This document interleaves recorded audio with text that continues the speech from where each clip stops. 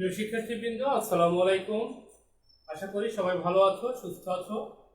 শিক্ষার্থীবৃন্দ, আমাদের আজকের ক্লাস নির্ধারিত ক্লাস সপ্তম শ্রেণীর বাংলা ব্যাকরণ। তো আমরা বাংলা ব্যাকরণ গত ক্লাসে আমরা নত্য ও সত্যবিধান আলোচনা, মূর্ধন্য ব্যবহার,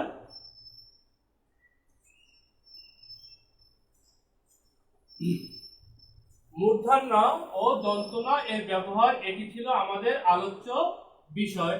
তো সেখানে আমরা প্রায় শেষ পর্যায়ে গিয়েছিলাম মূর্ধন্য এর ব্যবহারে। আর দুটো নিয়ম বাকি আছে। তো তার একটি হলো প্র, পরা, পূর্ব, অপর ইত্যাদি ইত্যাদি পরে যদি অন্য শব্দ থাকে, অন্য শব্দ বসে, তাহলে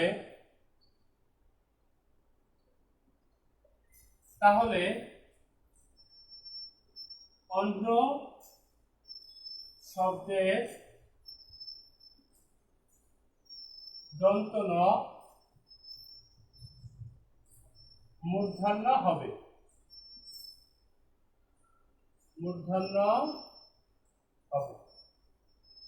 দেখো নিয়মটি, দেখো যে কিছু কিছু উপসর্গ আছে, যেমন প্র, পরা, পূর্ব, অপর, এই উপসর্গগুলোর পরে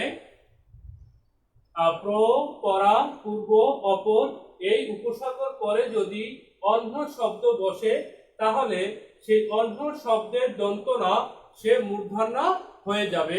যেমন দেখো, পূর্বাহ্ন,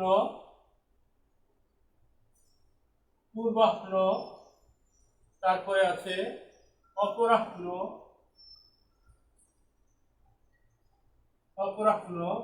এখন এখানে মূর্ধন্য হয়েছে কেন? কারণ দেখো, পূর্বাহ্ন, এই পূর্বাহ্ন শব্দটাকে যদি আমরা বিশ্লেষণ করি তাহলে কি পাবো? পূর্ব যোগ আহ্ন, পূর্ব যোগ আহ্ন। আবার অপরাহ্ন, এখানেও পাবো অপর যোগ আহ্ন। তাহলে দেখো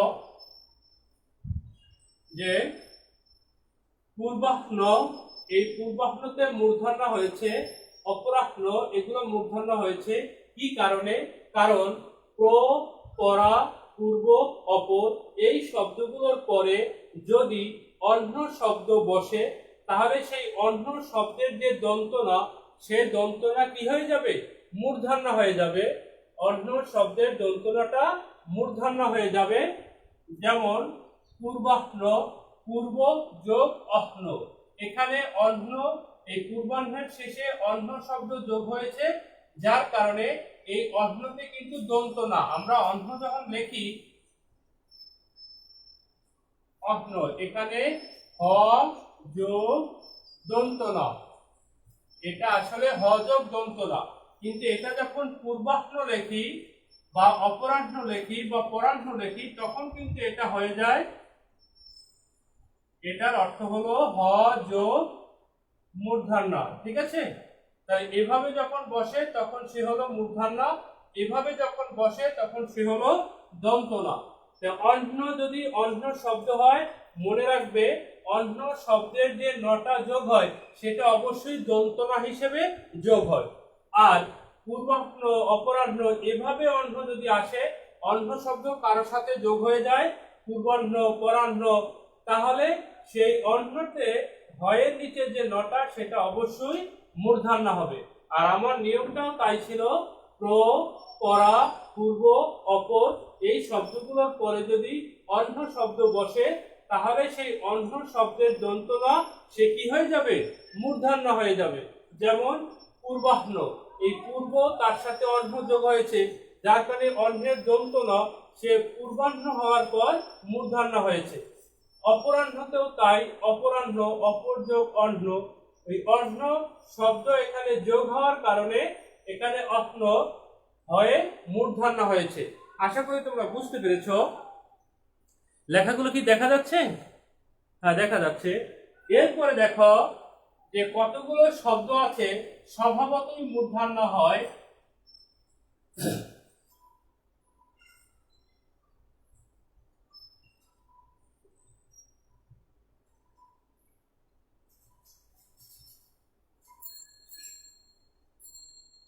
দেখো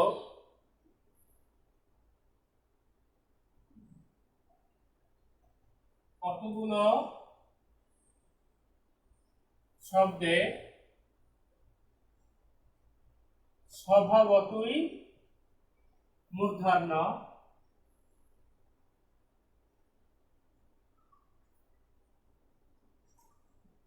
কতগুলো শব্দে স্বভাবতই মূর্ধন্যের ব্যবহার হয়। যেমন দেখো, যেমন অনু, গুণ, নগণ্য, নগণ্য। তাহলে দেখো এই শব্দগুলো আসলে ব্যাকরণের কোনো নিয়ম মেনে চলে না। এই শব্দগুলো স্বভাবতই মূর্ধন্য হয়, অর্থাৎ এই শব্দগুলো কোনো নিয়ম অনুসারে হয়নি। আর আমরা জানি যে কোনো নিয়ম অনুসারে যদি না হয়, যে শব্দগুলো মূর্ধন্য দিয়েই লিখতে হয়, এগুলোকে বলা হয় স্বভাবতই মূর্ধন্যের ব্যবহার। অর্থাৎ এই শব্দগুলো আরো অনেক শব্দ আছে, তো অনু, গুণ, নগণ্য, বেনি ইত্যাদি ইত্যাদি। তো এই শব্দগুলো স্বভাবতই মূর্ধন্য হবে, এটি কোনো ব্যাকরণের নিয়ম অনুসারে নয়, এটির স্বভাবই মূর্ধন্য দিয়ে লেখা। তো শিক্ষার্থীরা, আমরা মূর্ধন্যের ব্যবহার শেষ করেছি। এবারে আমরা আসবো দন্ত নয়ের ব্যবহার। মূর্ধন্যের ব্যবহার আমরা শেষ করেছি গত ক্লাসে এবং আজকে। এরপর আমরা দন্ত নয়ের ব্যবহারটা শিখব।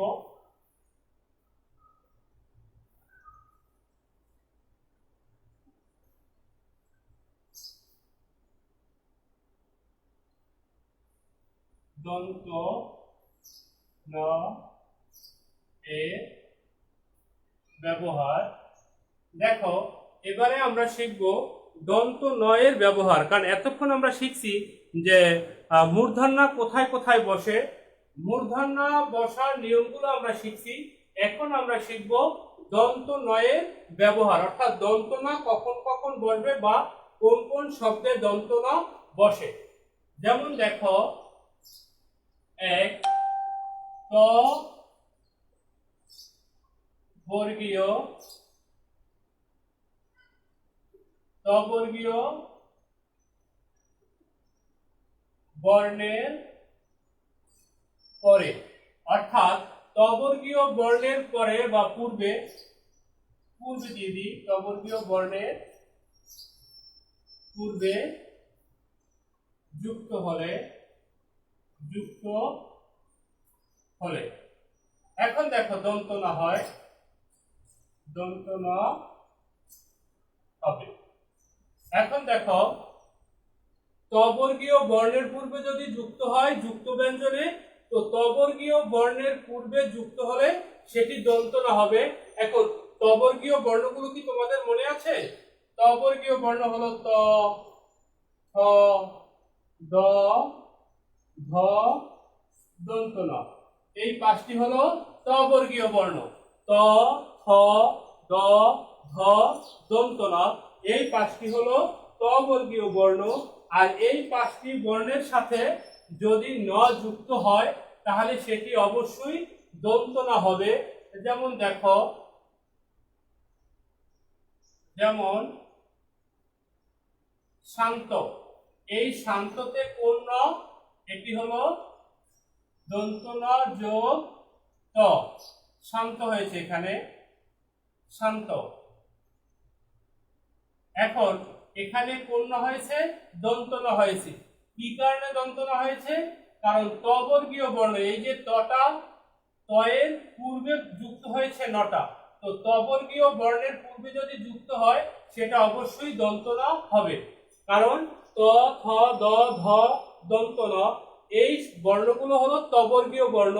আর এই তবর্গীয় বর্ণের কোন বর্ণের সাথে যদি ন যুক্ত হয় তাহলে সেটি অবশ্যই দন্তনা হবে।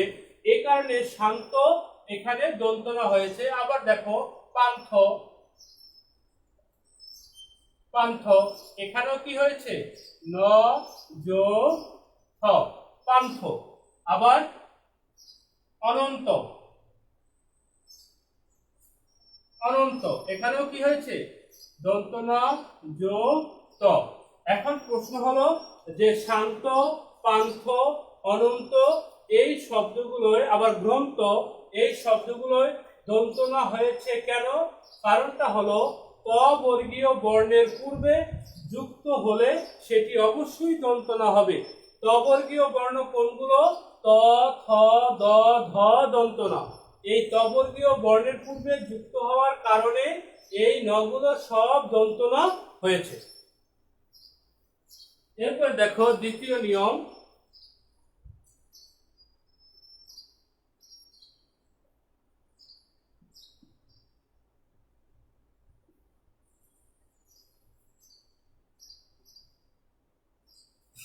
দেখো রি র মূর্ধন্য এর পর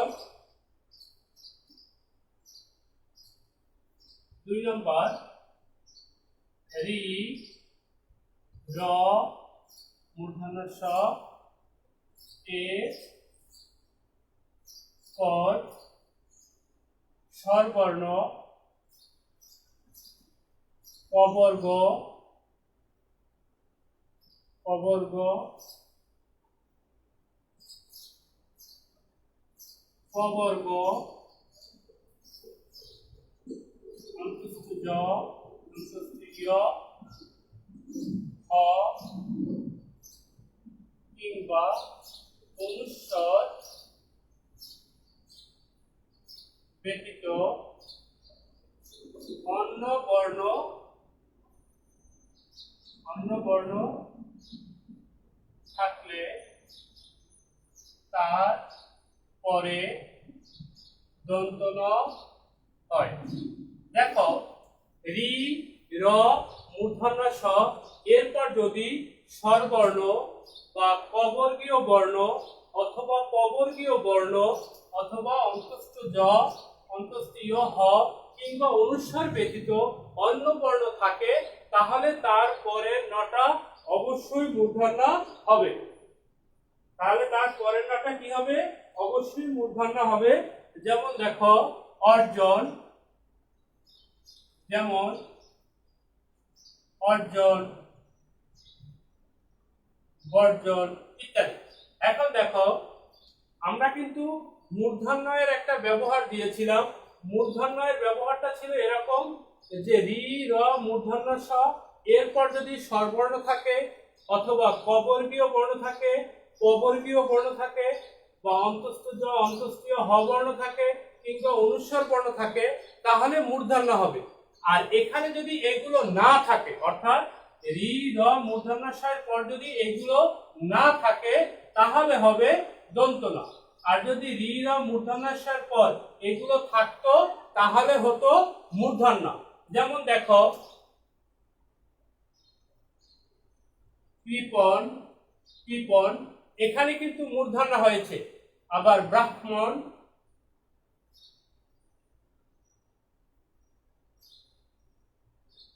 ব্রাহ্মণ এখানেও মূর্ধন্য হয়েছে, এখানেও মূর্ধন্য হয়েছে।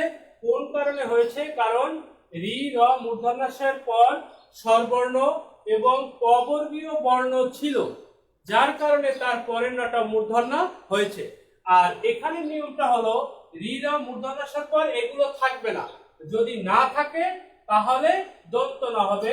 যেমন অর্জন, বর্জন, গর্জন এই শব্দগুলোই দন্তনা হবে, কারণ রি র মূর্ধন্য স এর পর এই বর্ণগুলো নেই। যেমন এখানে দেখো অর্জন, অর্জন, তাহলে এখানে এই যে নটা বসেছে সেই নয়ের আগের বর্ণটা কি? জ, জয়ের আগের বর্ণটা কি? র। এখন দেখো এই রি র বা মূর্ধন্য ষ এর পরে এই যে বর্ণগুলো অবর্গীয় বর্ণ, আবার স্ববর্গীয় বর্ণ, আবার এই বর্ণগুলো এবং এই বর্ণ এখানে আছে কিনা, তাহলে এই রি র মূর্ধন্য ষ র এখানে আছে, কিন্তু থাকার পরে এই ক বর্গের বর্ণ এখানে নাই, ক বর্গের বর্ণও নাই, এই তিনটা এবং এই চারটি বর্ণ এখানে নাই। এখানে এগুলো ছাড়া অন্য বর্ণ আছে, যেমন বর্গীয় জ এখানে নাই, এই জন্য এই বর্জন, অর্জন, গর্জন বানানে দন্তনা হয়েছে। আশা করি তোমরা বুঝতে পেরেছ। এরপরে দেখো পরের নিয়ম,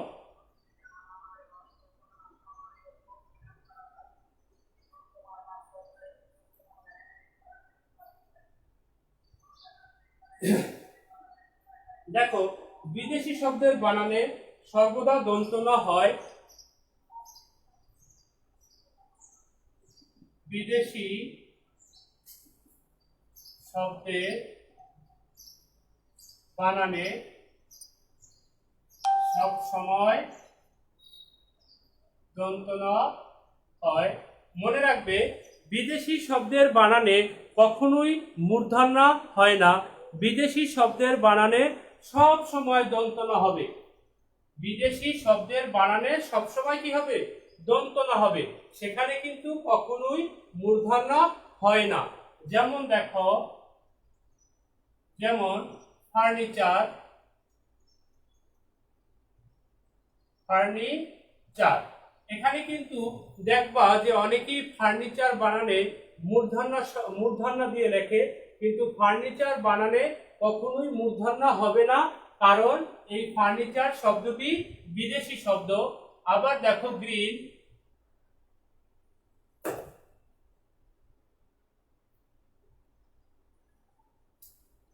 দেখো গ্রিন, গ্রিন, এই যে ফার্নিচার গ্রিন, এখানে কিন্তু পূর্বের নিয়ম অনুযায়ী মূর্ধন্য হওয়ার কথা ছিল, কারণ এখানে রি র তারপরে কিন্তু মূর্ধন্য হয়, এখানে হয়নি, এখানেও হয়নি, কারণ এই শব্দগুলো হলো বিদেশি শব্দ। আর আমরা প্রথম ক্লাসে কিন্তু বলছি যে মূর্ধন্য, দন্তনা, এই নিয়মগুলো শুধুমাত্র তৎসম শব্দের বেলায়। শব্দটি যদি তৎসম হয় তখন আমরা এই নিয়ম মেনে চলবো। যদি নিয়ম অনুযায়ী মূর্ধন্য হয় তাহলে মূর্ধন্য বসাবো, নিয়ম অনুযায়ী যদি দন্তনা হয় দন্তনা বসাবো, শুধুমাত্র তৎসম শব্দে।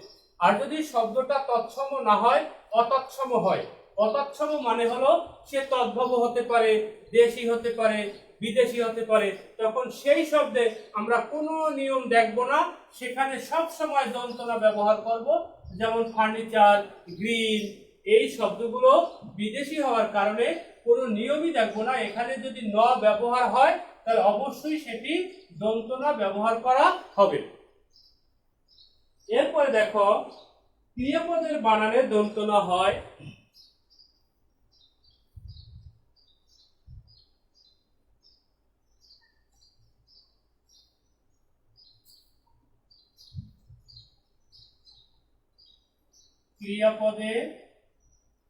ক্রিয়াপদের বানানে দন্তনা হয়। মনে রাখবে, যদি পদটি ক্রিয়াপদ হয় তাহলে অবশ্যই সেই ক্রিয়াপদের বানানে দন্তনা হবে। ক্রিয়াপদের বানানে কখনোই মূর্ধন্য হয় না, ক্রিয়াপদের বানানে সবসময় দন্তনা হয়। যেমন দেখো, যেমন ধরেন, করেন, আবার ধরুন, ধরুন, করুন। তাহলে দেখো এই যে শব্দগুলো ধরেন, করেন, ধরুন, করুন, এই শব্দগুলোই কিন্তু কখনোই মূর্ধন্য হবে না, কারণ আমাদের নিয়ম হলো ক্রিয়াপদের বানানে, অর্থাৎ শব্দটি যদি ক্রিয়াপদ হয় তাহলে সেখানে কখনোই মূর্ধন্য হয় না। যেমন ধরা, করা, পড়া, এই শব্দগুলো কিন্তু কাজ, যে কোনো কাজ বোঝায়। আর ক্রিয়াপদ হলো, সেটাও আমরা জানি, আগে শিখছি, যে যেই পদ দিয়ে কোনো কাজ করা বোঝায় সেটি ক্রিয়াপদ। তো ধরা, করা, ধরুন, করুন বা করা, এই শব্দগুলো দিয়ে কোনো না কোনো কাজ বোঝায়, এই জন্য এই শব্দগুলো হলো ক্রিয়াপদ। আর যেহেতু এই শব্দগুলো ক্রিয়াপদ, সেহেতু এখানে দন্তনা ব্যবহার করা হবে, কারণ ক্রিয়াপদে কখনোই মূর্ধন্য ব্যবহৃত হয় না। ক্রিয়াপদে সবসময় দন্তনা ব্যবহার করতে হয়, যদি শব্দটি তৎসম না হয়। এরপরে দেখো,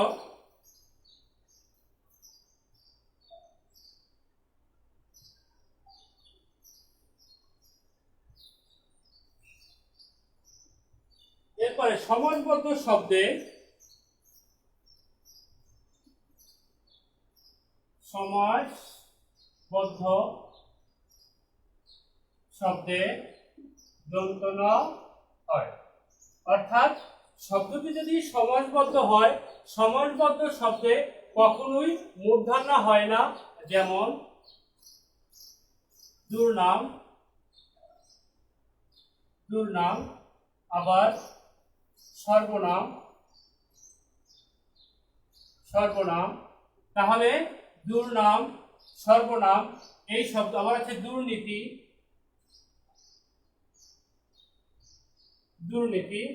তাহলে দেখো, এই যে শব্দগুলো দুর্নাম, সর্বনাম, দুর্নীতি, এই শব্দগুলো সমাসবদ্ধ হওয়ার কারণে এই শব্দগুলোতে মূর্ধন্য ব্যবহার করা হবে না, এই শব্দগুলোতে সবসময় দন্তনা ব্যবহার করা হবে। কারণ আমাদের নিয়মটি হলো সমাসবদ্ধ শব্দে কখনোই মূর্ধন্য হবে না। সমাসবদ্ধ শব্দে কখনোই মূর্ধন্যের ব্যবহার করা হয় না, সমাসবদ্ধ শব্দে সবসময় দন্তনায় ব্যবহার করতে হয়। তো শিক্ষার্থীরা, আমরা সেই মূর্ধন্যের ব্যবহার এবং দন্তনায়ের ব্যবহার শিখতে পেরেছি। আশা করি তোমরা আমার আলোচনাগুলো বুঝতে পেরেছো। তো আমরা কেবল নয়ের ব্যবহারটি শেষ করেছি, দন্তনা এবং মূর্ধন্যের ব্যবহার আমরা শেষ করেছি। তো আমরা মূর্ধন্যাশয়ের ব্যবহার পরবর্তী ক্লাসে আলোচনা করবো ইনশাআল্লাহ। তো শিক্ষার্থীবৃন্দ, আমরা আমাদের আলোচনা এখানে শেষ করছি। তোমরা বাসা বাড়িগুলো ভালো করে পড়বে, বইটাও ভালো করে পড়বে, স্বাস্থ্যবিধি মেনে চলবে। তো ভালো থাকো, তোমাদের সাথে দেখা হবে পরবর্তী ক্লাসে। আল্লাহ হাফেজ।